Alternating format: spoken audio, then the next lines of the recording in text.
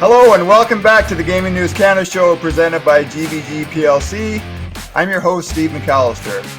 If you're a sports fan and or sports bettor, your Super Bowl hangover was short-lived and you've moved on to getting ready for the start of March Madness, including both the NCAA men's and women's basketball tournaments, and a crazy April which includes the Masters and the start of the Major League Baseball regular season, along with the playoffs in both the National Hockey League and the National Basketball Association. That means the people and companies responsible for the frequent funneling of sports data are going to be putting in extra hours over the next 5 or 6 weeks on behalf of their clients. Among that crowd is real-time sports odds provider OddsLogic and its owner Rick Allec, who cut his teeth in the sports betting industry as a ticket writer way back in 1990, and today is also the chief executive officer of WagerTalk Media. We welcome to the podcast for the first time Rick Allec. Hey, Rick, thanks so much for joining us. Thanks for having me, Steve. Pleasure to be here. Hey, Rick, the one thing I like to do on the podcast is the personal journey of the people that appear on this show. And someone who, as I mentioned, kind of started writing tickets and then got kind of right into sportsbook leadership fairly quickly. I just wonder, did sports spark the road to the data business for you, or was it the other way around where you were a data geek and you just end up finding your way into the sports business? No, it was the former. So I was involved in the sports betting side. I come from a family of gamblers. My dad has been involved in the horses and sports betting, playing poker, literally my whole life.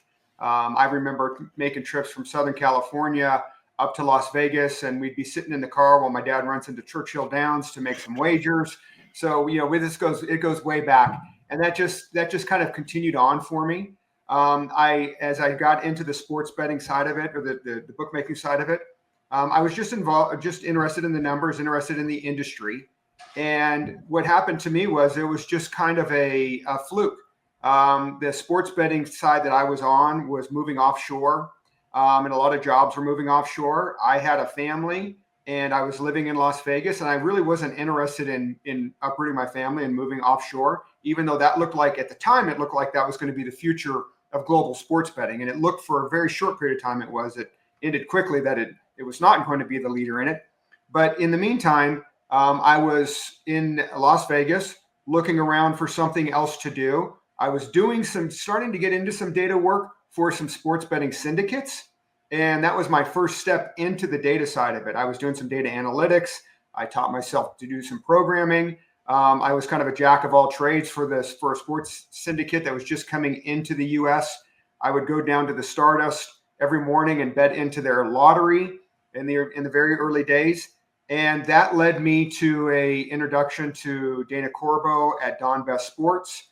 He had just taken over the company from his dad, who unfortunately had passed away, and he wasn't really involved in the industry.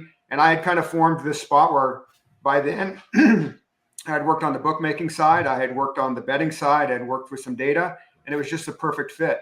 And so I started at Don Best in 2000, and ever since then, I've generally been on the data side of the industry. Hey, speaking of Don Best, we're recording this podcast on March 6th, and when I was looking at your LinkedIn profile this morning, getting ready for the podcast, I saw the Don Best connection.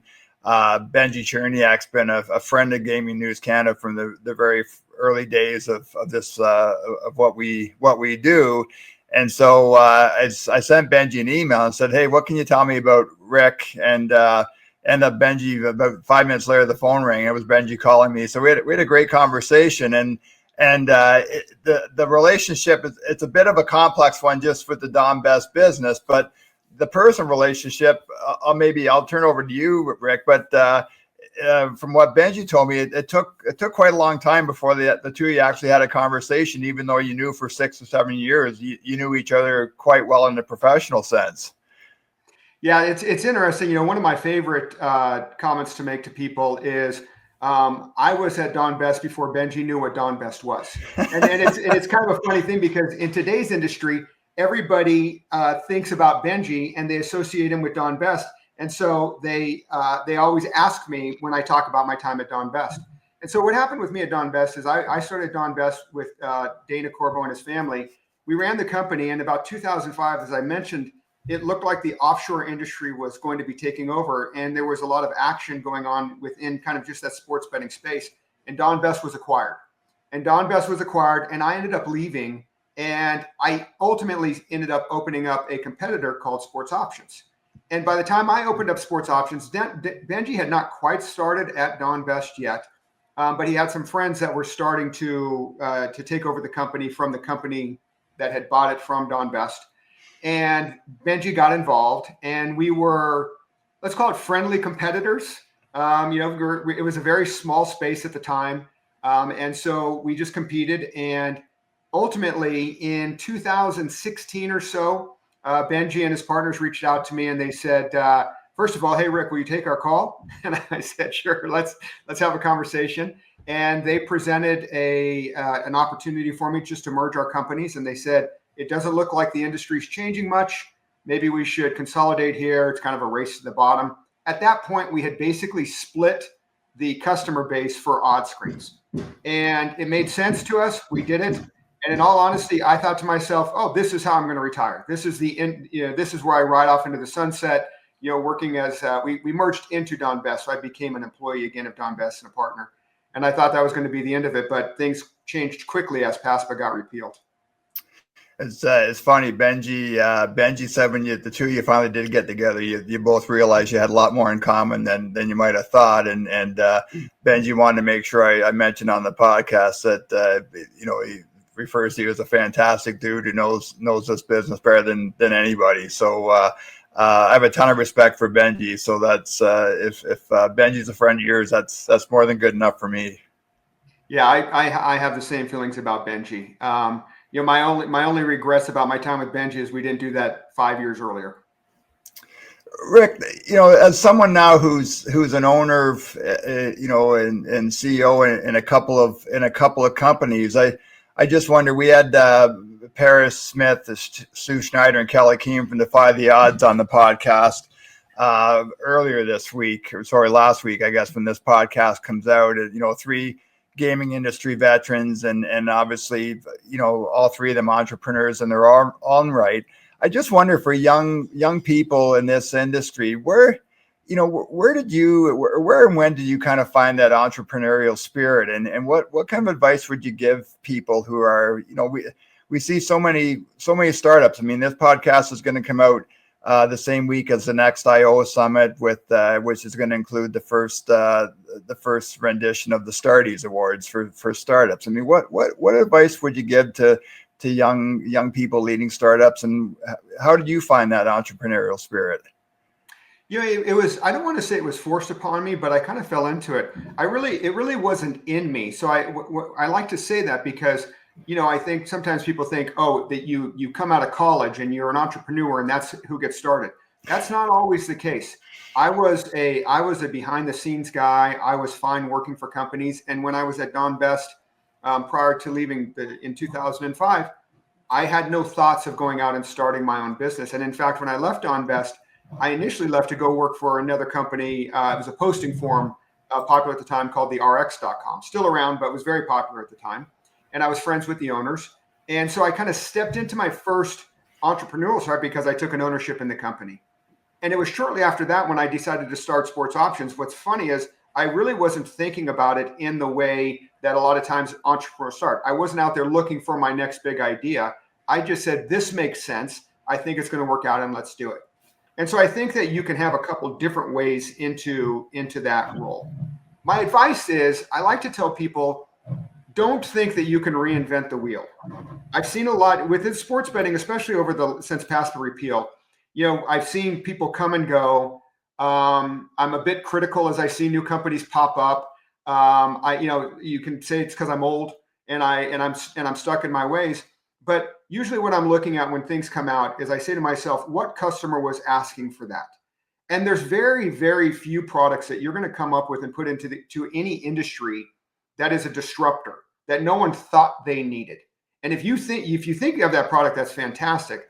But generally, you need to get out there and you need to talk to the sports bettors. And I think one thing that was my advantage going into what I did at SportsOptions and what I'm doing at OddsLogic was my history with sports betting. and I understood sports bettors from both sides of the counters, meaning sports bettors and the traders and whatnot. And so I think the more you understand the industry, the better that you can go. And sometimes the way to get into the industry is just to build a better mousetrap. And there's always that space within industries. And I think that's a great way for people to start out. Hey, Rick, you've mentioned PASPA a couple of times, and it's been, I guess, 2025, or 7 years now post PASPA. When did you see or identify that there was going to be legal sports betting in the U.S., and did you ever see that day coming when you got into this industry? No. I think I might have rode a little wave about it for a small period of time. I've mentioned a couple of times, in the early 2000s, there was some movement thinking that the offshore sports books were not breaking the law, that they could operate to U.S. clients. And that was the first time I thought, oh, this might be available to U.S. clients. They slammed the door quickly. And when I saw that, I said, it's over. And in all honesty, the day that I realized that PASPA was going to be repealed was the day PASPA was repealed. I did not predict that happening. I remember I was sitting in the Don Best office when it happened. And the reason why I thought that the leagues had too much power. And the leagues were fighting it and fighting it and fighting it. You would never know it today that they were fighting it, but they were fighting it, fighting it, and fighting it. And I thought that was going to win out. I just believed that the money ruled, and they had the money. Hey, Rick, there's been so much controversy, and again, we talk about PASPA being 7 years since it was overturned, and that's still a relatively short period of time. We're I think 4 years in Canada where single event sports betting became legal, and I know you follow all the controversy around responsible gambling and match fixing and sports betting advertising. Like, what are your thoughts just on the whole idea that we do have regulated marketplaces now? I think in almost 40 states in the U.S. We have a booming marketplace in Ontario here with over 50 operators as they get set to Ontario gets set to celebrate the third anniversary of legal sports betting and online gaming. But do you see regulation as a good thing and something that had to happen? Yes. I think that, first of all, the betting scandals were going on. It's been discussed over and over and over. I've been around in the industry long enough to know that betting scandals were going on before it was legal, and the legal side of it did not create them. It exposed them. And that's a very, very good thing. I think that I'm going to step on some toes here. I think that our industry still has a ways to go about taking on some responsibility when it comes to the responsible gambling side. And, we just talked about Next. I was at Next last year. And while I had a great time, I loved the conference, I walked away and I came back and I met with my partners. And I said, there was one thing that bothered me. And it was talking about how to get people that have never bet on sports to be betting on sports. I do not have a problem with people betting on sports, clearly. But just as I don't have a problem with people drinking alcohol, I don't know that we should be running ads saying, never drink alcohol, start now. And I think that sports betting should be more of a natural progression. And I think that part of the responsible gaming comes about by making, putting out fair offers, fair odds, not overpromising, and so forth from the sports books. And that will all play into the path of people just deciding to bet on sports. I am not a subscriber that every sports fan that's out there in the United States should also be a sports bettor. Yeah, and I think again, I wasn't a bettor until I started covering the industry, and then I thought, well, I better do a little bit, so at least I understand it. But I'm a $2, I'm a $2 bettor on a Leafs game on a Saturday night. But you're right. I mean, I think if someone like me, if I started following, became a sports bettor with the same passion or the same interest I have as a sports media person or sports fan, I think that could take you down a dangerous road. I also think the industry too, and it's difficult, but we're having this conversation at the start of Problem Gambling Awareness Month in the U.S., and it feels like And again, it might be because I cover this industry not only in Canada, but in the US and other parts of the world. It feels like every month is Problem Gambling Awareness Month. And it seems like there's a lot of mixed messaging out there. And in fairness to the operators, I think a lot of the operators, there are good responsible gambling tools. And if you have an account with a sports book, those guardrails are put in place. But I think the industry collectively has had a problem delivering a cohesive message. And I think that message that you have, Rick, is a great one. That doesn't, just because you're a sports fan doesn't mean that you aren't going to enjoy sports any less if you're not betting on it. Agreed. I agree. Hey, gaming news guys. Are you ready to win a bigger share of Canada's rapidly expanding gaming market? Then GBG are ready to help. As the global leaders in identity verification, GBG partner with over 60% of iGaming Ontario brands to help them onboard more players, maximize match rates, and deliver FinTrack compliance. Visit gbgplc.com today and talk to the trust experts. Hey, I want to get into OddsLogic just turned 2, I think, in January, Rick, and I'd love to hear just the story about how that company was started. For our audience, the services that OddsLogic provides, and some of the clients that you're working for. Sure, and this will cross over a little bit with WagerTalk Media, which we can talk about after this. But what happened after the passive repeal was Don Best was one of the first acquisitions to go, and Scientific Games bought Don Best, and that triggered a buyout for me. And so I was left just looking at what my next project was going to be.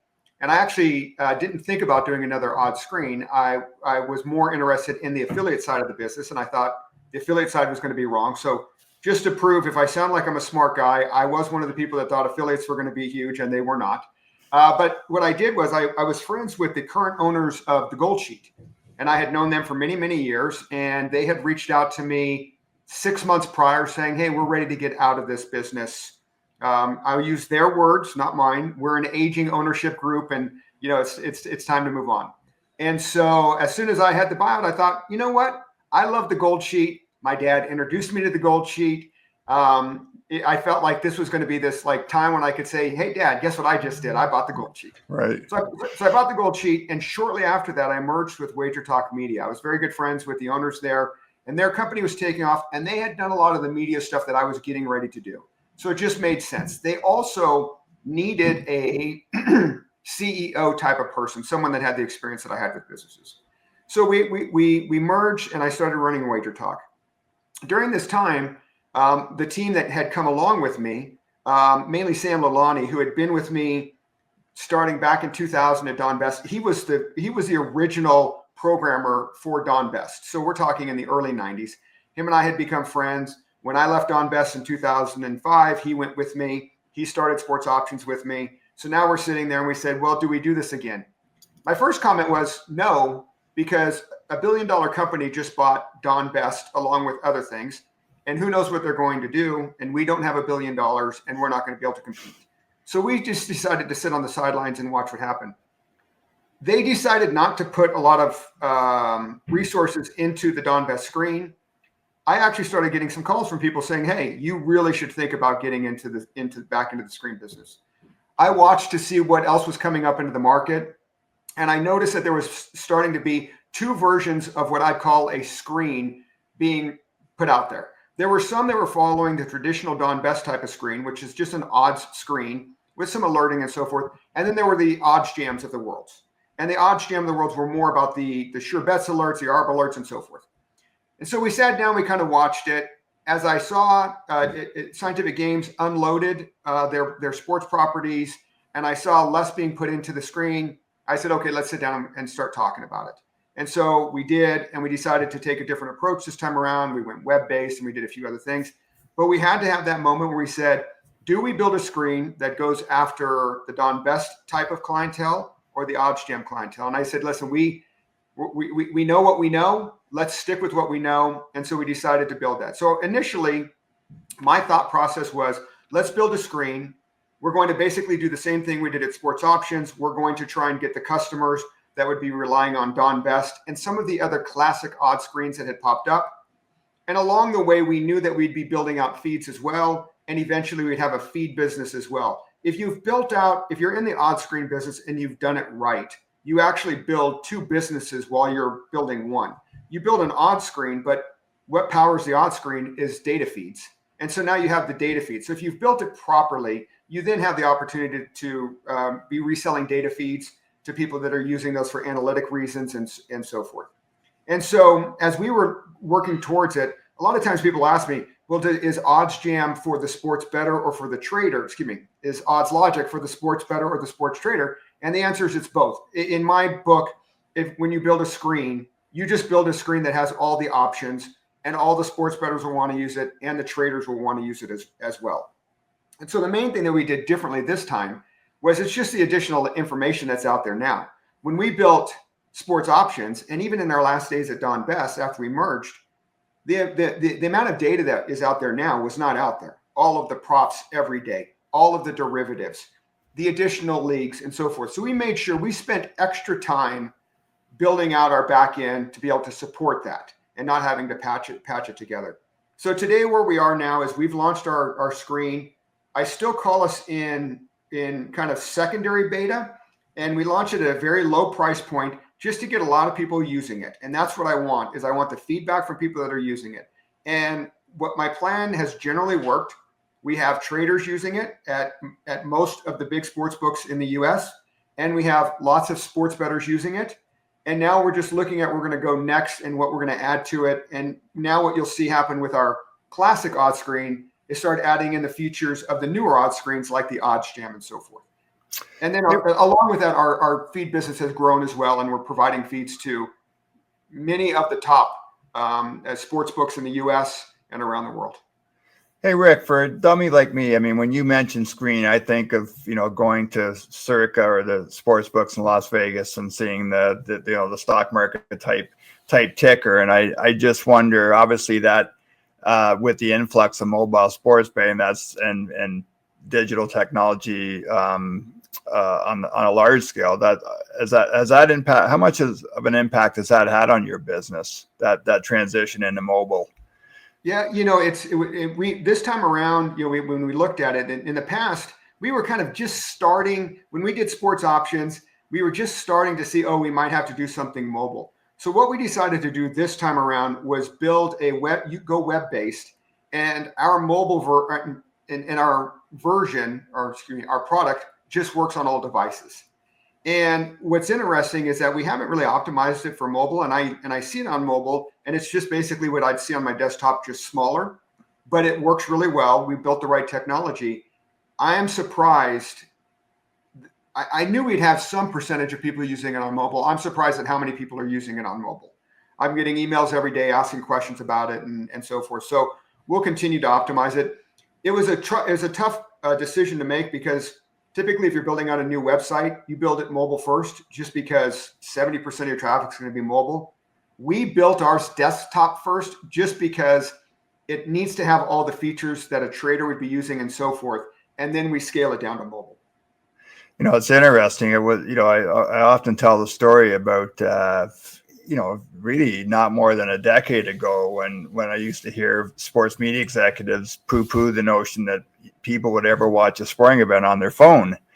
And then being in Sochi, Russia at a sports media conference the year before the 2014 Winter Olympics, and sitting in an airport lobby watching a Leafs game. And again, I mean, I'm one of those old sports media farts. So I certainly didn't see that day either. But I'm sure you're in the same boat. I mean, you've been in this business since 1990, and there's no way that you or I could imagine how far the technology has come. No, absolutely not. I mean, I remember early days when I wanted to watch games that our sportsbook might need one way or another, trying to find the scores at any given time. The best you're going to get is something scrolling across the screen, and you having to wait for that to come across and whatnot. And, just to kind of show you the crossover for myself, I was a Don Best subscriber in the late 90s. I was actually their first subscriber that used their product on Windows. It was a DOS-based product on Windows. And then I was in their first group of people that used their product via the internet. So, I've kind of seen it go across, but there's no way I would have thought that we would be where we are right now. Does it surprise you too, Rick, just the whole explosion of data? You have, more sports than ever. There's people are betting on tractor pulls now. They're betting on bare knuckle fighting. They're betting on face slapping. I just read this week where Colorado had another record month in gaming handle for table tennis, which was something that people thought was just an anomaly during COVID, and that hasn't stopped. And then obviously the in-game betting, which just keeps getting bigger and bigger. Like, which one of those things has kind of surprised you or excited you about where the data business has gone? Well, the end game surprises me a little bit, just because one thing that happened here in the States is, because since we only had sports betting in Nevada, our offerings were very limited. So I was a bit surprised about that. But to be specific, it's the in-game props that really shocked me. I did not see it coming along that I could bet LeBron at any given time in a game over under on his points, and so seeing that come across has been really exciting. It was exciting for us, especially at OddsLogic, because it was a challenge on how are we going to be able to process this much data and show it in real time on our screen, which we are able to do. So that part was very exciting. The props was also a new one for me too, because I grew up that props showed up at the Super Bowl, right. And maybe every now and then the NBA Finals or something like that, but it sure wasn't what it is, what it is now. So, it's been really exciting to see all those things they get added that, I think that European sports bettors were just accustomed to, but we suddenly had them here. I guess that's the thing too, Rick, as we've seen, some traditional European sports have become very popular on this side of the pond. I mean, soccer being first and foremost, but also more recently, rugby and cricket. And I think cricket's just scratching the surface. I mean, I've been saying for 4 years now, I think cricket is we're seeing it starting to explode in Canada, and we're starting to see the same effect in the US as well. I agree. We just added our first cricket handicapper on WagerTalk literally this week, and he's been on some of our videos and so forth. The sports didn't shock me quite as much, because back probably 15 years ago, when I was at SportsOptions, we had a client that had said to us, "Hey, we want to see all of this soccer added to the odds screen so we can monitor it." And I said to them, "Come on, do you need Bulgarian third league?" And they said to me, every sport, every league that we put up gets bet on, every single one. And so, for whatever reason it is, people bored, people looking for it, people, from where they come from, whatever it may be. I've seen that one coming for a while. What's your relationship like with the leagues? Like, do you have partnerships with the leagues? Are you dealing with their data providers? How's that work? No, we don't provide, our scores are not real time. Okay. Our scores are what I call fast and accurate. And that's just because the provider, so Sportradar, BetGenius, they're very expensive to get real time scores, and it's just not needed for what we do. We're not powering people's, finalizing of games and scoring games and so forth. We're more of here's something to monitor while the game's going on. What, in terms of we talked earlier about sports fans becoming sports bettors, and I just wonder, are you seeing any trends at OddsLogic where you're getting customers who are maybe people who are new to sports betting, or I just wonder if there's been a shift in your customer base? Yeah, that's for sure happened at OddsLogic. So back in the days of SportsOptions and Don Best, we did not get a lot of new sports bettors finding our products and then subscribing to them. The product can be a little bit intimidating when you first log in and see it. But I'm getting emails all the time from people that I can tell are newer sports bettors. They're asking, how do we use this product? They're excited how to use it. And the value of an odds screen, the easiest value of the odds screen is odds shopping. You can see quickly where things are, which you can do on your own, but you always run the risk of you check this site, then it moves before you're on this site, and we have the real time. And just having that in front of them. But then people are learning the monitoring of the games all just right in front of you, where you can see scores and odds all at the same time in game. It's a great value. So I'm seeing people asking me questions that for sure I did not get in the early days of sports options and Don Best. And are you able to kind of dig into time spent by your customers, Rick? Are you seeing that maybe 20 years ago, when there wasn't that in-game betting, where I'm assuming the majority of people were spending time before games, looking at your data? Has there been a shift in that as well, where you are seeing more engagement during games now? We don't monitor the time usage, but I monitor logged in at any given time.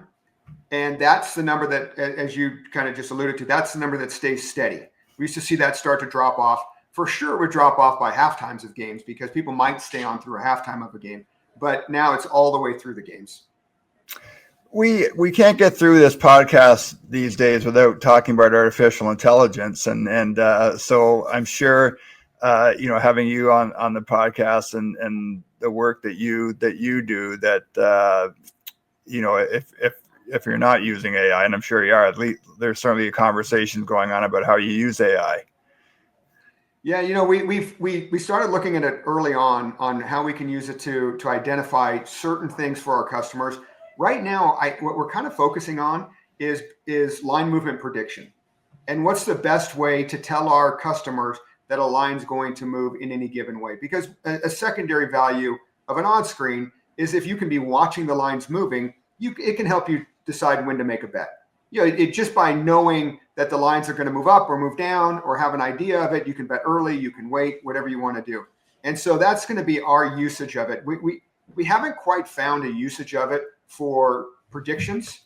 And I'm not saying there's not one out there, but we have not internally been able to do it. But I think that line movement prediction will be a very, very valuable, because again, when you're talking about betting sports, if you just get a half point better on a handful of your games every week, you can turn from a break-even bettor to a profitable bettor. Do you are you and your engineering people spending, do you spend 20% of your time these days on AI? Or I just wonder how top of mind is it, Rick, with you and other folks in the company? For us, it's probably 10% right now. We just hired a new engineer, and he is very AI focused. He's been building out some projects in our industry and some other industries. And so we're going to be ramping it up, but coming into now, it's probably been about 10%.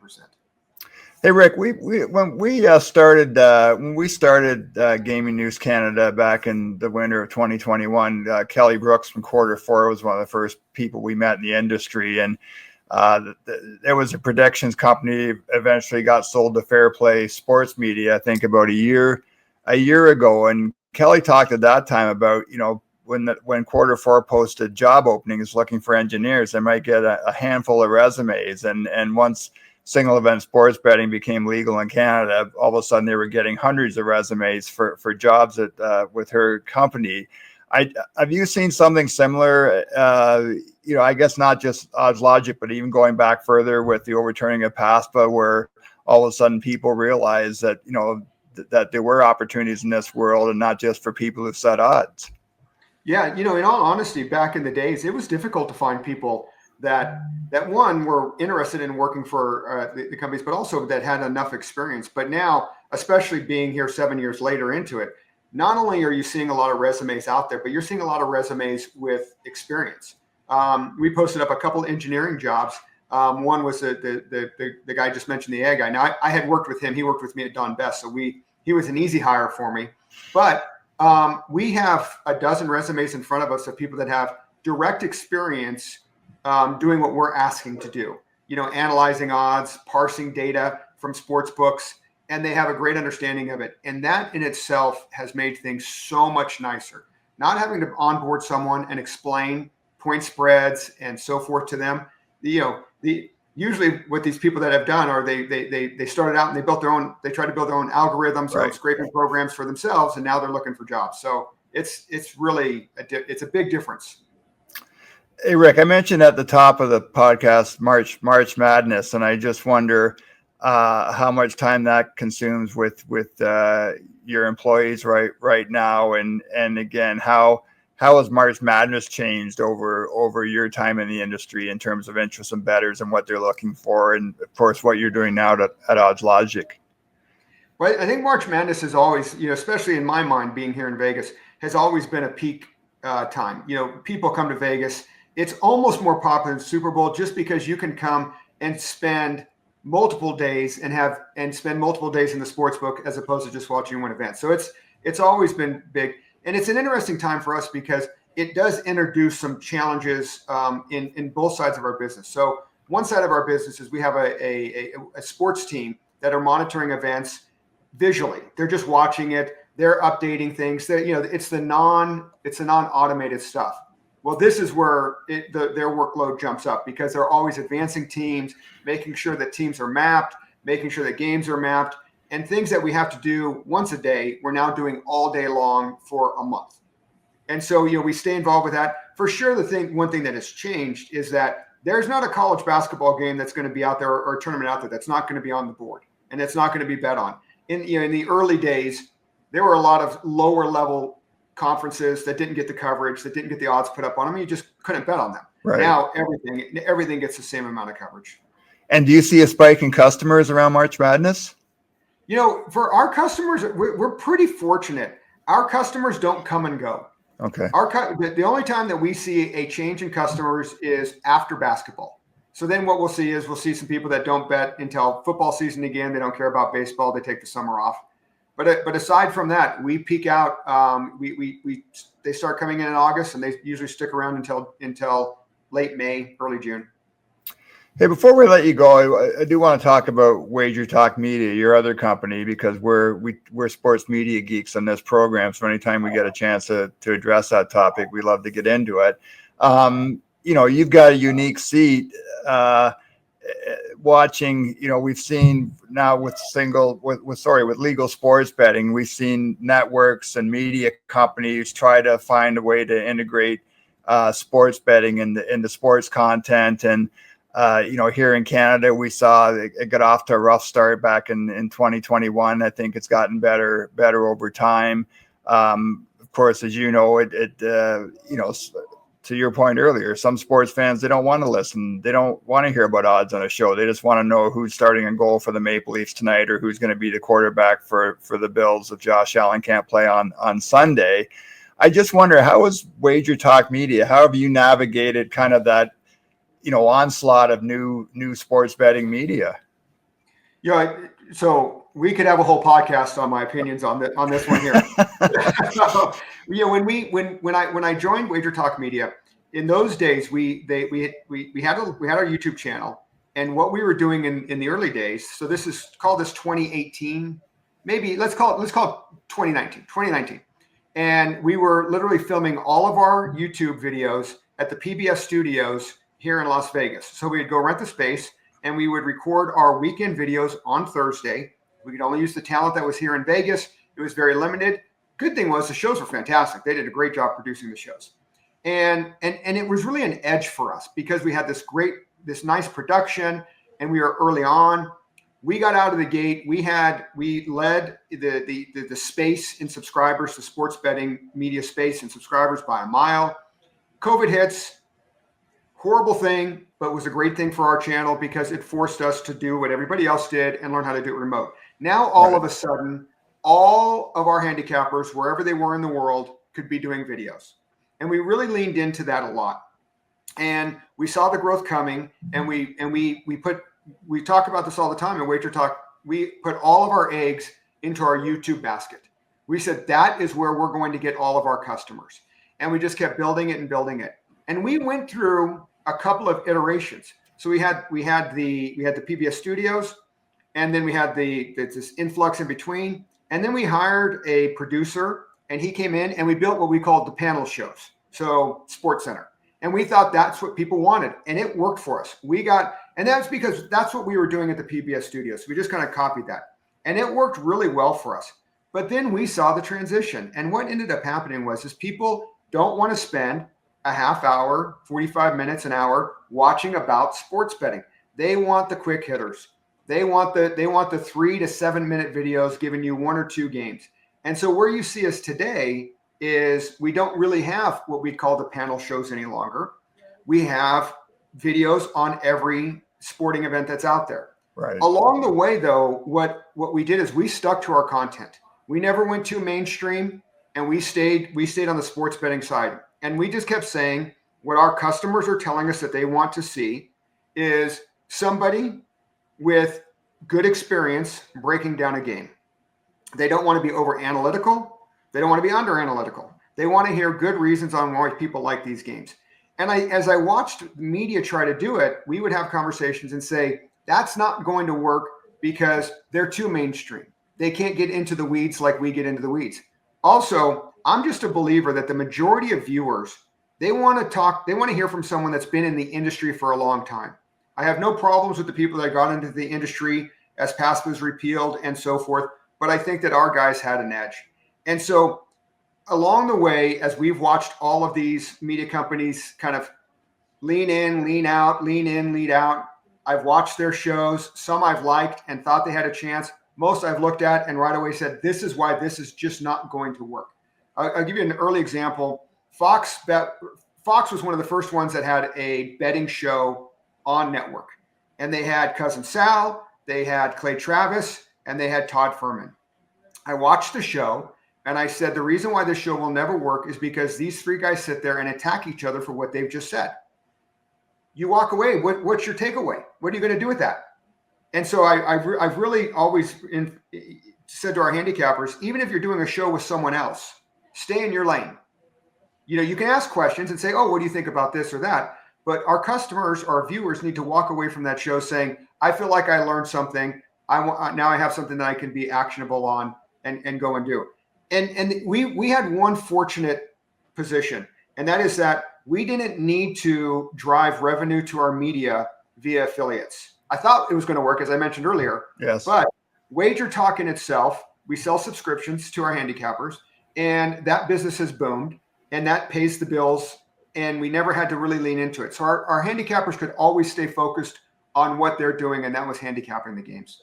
Yeah, I think you make such a great point, Rick. We had a Sunday morning NFL radio show here for years that Steve Rapp, who was a longtime gaming industry guy in the old gray market in Canada, produced and hosted. And I wasn't betting on the NFL back then, but if I was going grocery shopping or coming home from the gym on Sunday morning, I really enjoyed listening to it because it was guys that talking about teams playing on muddy fields or quarterbacks playing indoors. And to me, that was just enhancing the storytelling around other parts of a football game, like how you're going to defend Derrick Henry or how do you prevent Patrick Mahomes from getting out of the pocket.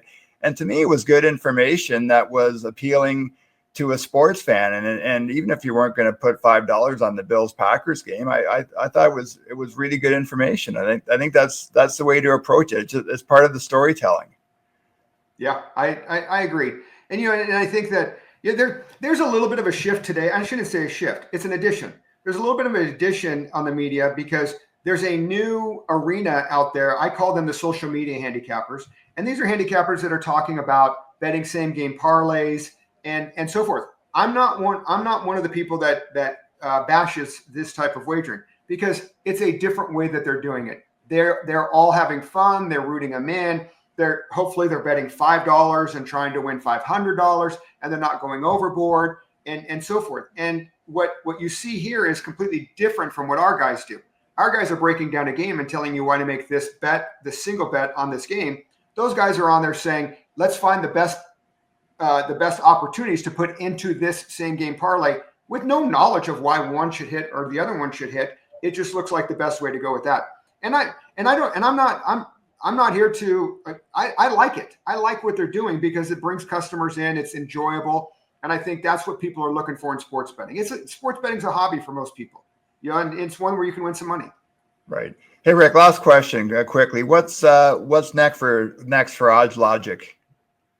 So we're spending the summer adding mostly alerting features to our service. And I think that by the time we come to football season, what you'll see about OddsLogic on the screen side is a product. If you've been using any of the other alerting services, as I mentioned before, like an OddsJam or anything else, we'll be your one-stop shop for that. By then, we'll have all of our props, all of our derivatives, and that's really what we're focusing on is the breadth of our coverage and the alerting for the customers. Rick Allec is the owner of OddsLogic. He's also the CEO of WagerTalk Media. Rick, let's get you back on. Let's do that hour about sports media. I think it feels like we just barely scratched the surface today, and I think we could have a lot of fun talking about that. So would love to get you back on, but really appreciate you taking the time to join me today. Absolutely, it's my pleasure. Enjoyed it. That's it for this episode of the Gaming News Canada Show presented by GBG Plc. As always, you can find this and all of our podcasts at gamingnewscanada.ca and also on the various podcast platforms. Again, really grateful to Rick Allec for joining us today, and we will see everybody again very, very soon.